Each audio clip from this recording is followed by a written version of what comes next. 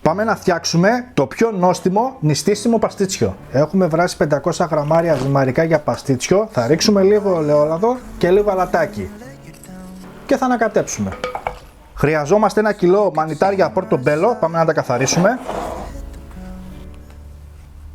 Θα χρειαστούμε ένα πολυκόπτη. Ίσα ίσα λίγο να τα θρηματίσουμε.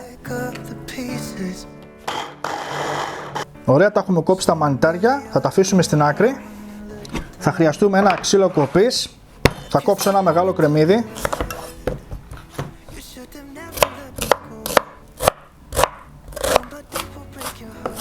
Θα ψιλοκόψουμε μια σκελίδα σκόρδο.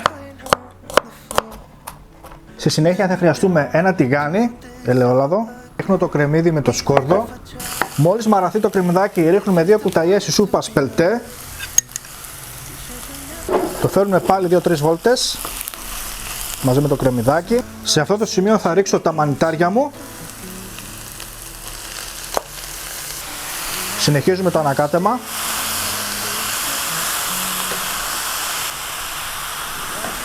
Σε αυτό το σημείο βλέπουμε ότι ξεκινάνε και βγάζουν τα υγρά τους τα μανιτάρια.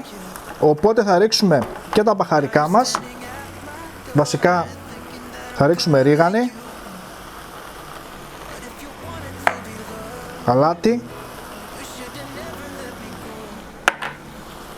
φρεσκοτριμμένο πιπέρι και ανακατεύουμε.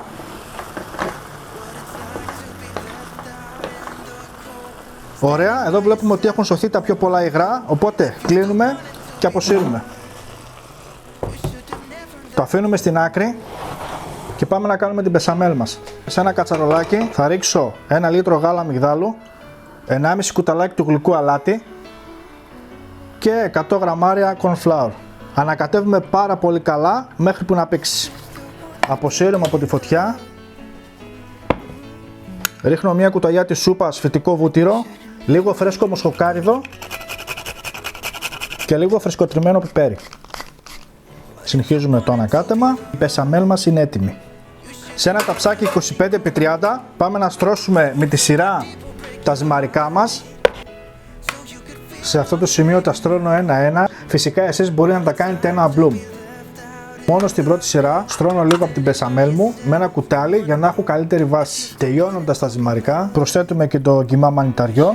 Στρώνουμε πάρα πολύ καλά στο ταψάκι. Και τέλος ρίχνουμε την μπεσαμέλ από πάνω.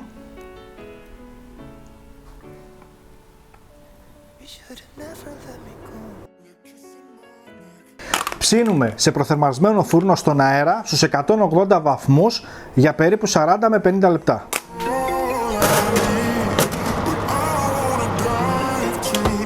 Πω. Ωραία. Θα τα αφήσουμε να κρυώσει τώρα και θα το κόψουμε μετά.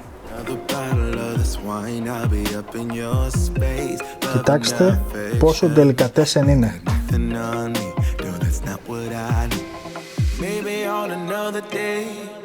I'd encourage you to make me stay, but